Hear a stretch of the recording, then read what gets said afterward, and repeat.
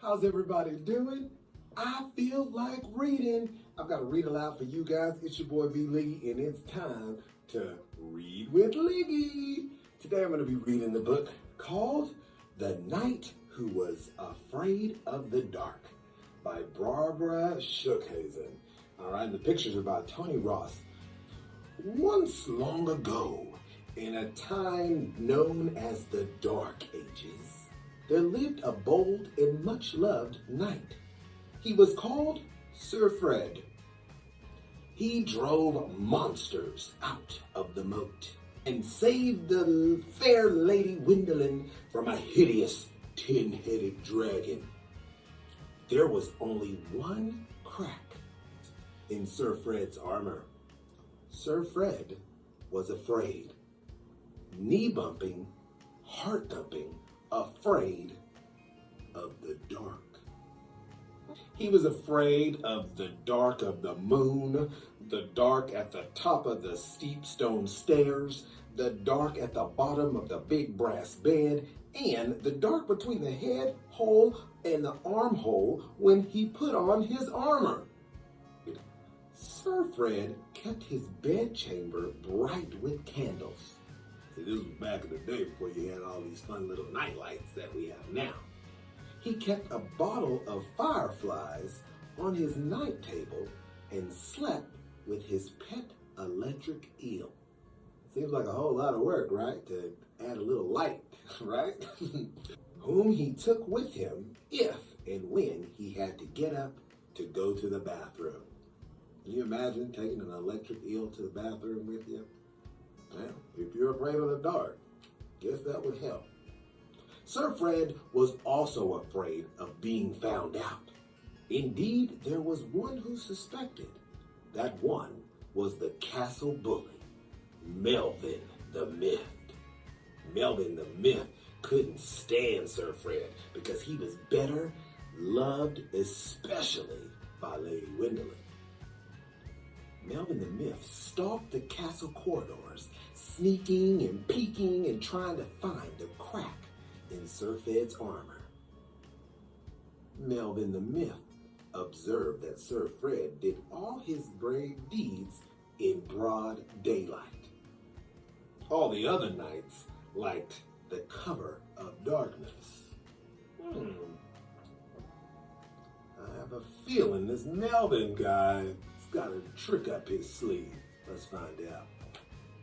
He also saw that Sir Fred was the only knight who did not cower under the round table during thunder and lightning storms. Indeed, the bolder the bolt, the better. Moreover, he observed that Sir Fred only met Lady Gwendolen on nights when the moon was full, which was why they seldom saw each other and why Lady Gwendolen began to wonder if she was truly Sir Fred's true love. She's probably like, why are we always hanging out in the daytime? Can't take me out to a nice dinner at night? Things came to a head one dark day when Melvin the Myth sneaked up and peeked at a letter Lady Gwendolen was reading. If your true love truly wanted to see you, Melvin the Myth whispered, he wouldn't make up silly excuses not to. Wicked good point, Lady Gwendolen said, tossing her curls and stamping her foot. Melvin, why you gotta be a hater? Haters gonna hate. That afternoon, Lady Gwendolen embroidered a banner and hung it out her window. Meet me at the fountain at midnight, or never see me again. Love, Lady Gwendolen. Ooh, she had the nerve to put a question mark after love, like, I don't even know. We'll see. Sir Fred saw the banner and sank into deep despair. The moon was thin as a mouse's whisker. Sir Fred pummeled his pillow and hemmed and hawed. Oh, woe! Shall I stay or shall I go? If I don't go, I will lose my lady love, because she will think I don't love her.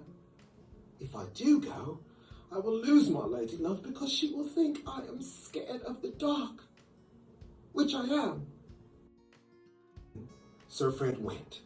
His fear was big, but so was his love. He went armed with a fistful of fireflies, a glowworm studded shield, and his faithful electric eel wound around his arm.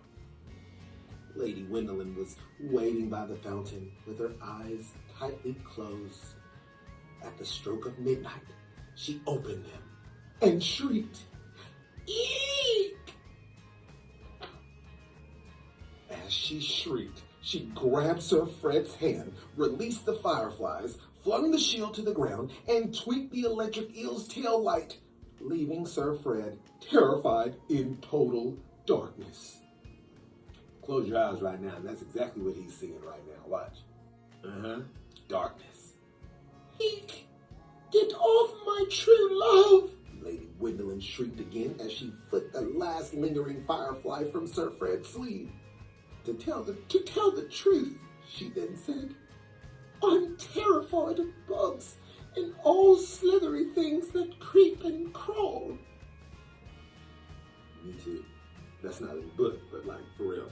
Me too. Creepy crawlers. Sir Fred then did his bravest deed. He told Lady Gwendolyn the truth about himself. I am, he admitted, afraid of the dark.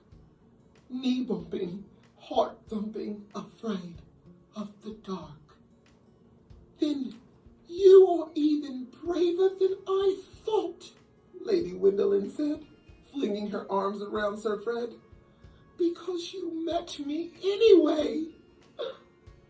And you are brave as well as beautiful, Sir Fred said with a kiss, because you tried to protect me. Melvin the Miffed was still sneaking and peeking around like a hater. He saw the loving scene and snorted, "How sickening!" Then he stamped his feet and stalked off forever. Nobody saw him leave. Lady Gwendolyn was too busy patting Sir Fred's electric eel and saying, he's not as scary as I thought. Meanwhile, Sir Fred was clutching his true love and telling her, the dark's not so scary either, with someone. The end. That was beautiful. I think I got a little tear coming down my eyes. So I'm glad that you guys joined me in reading this awesome book. I loved it, and I hope you did too. Keep on reading. Bye.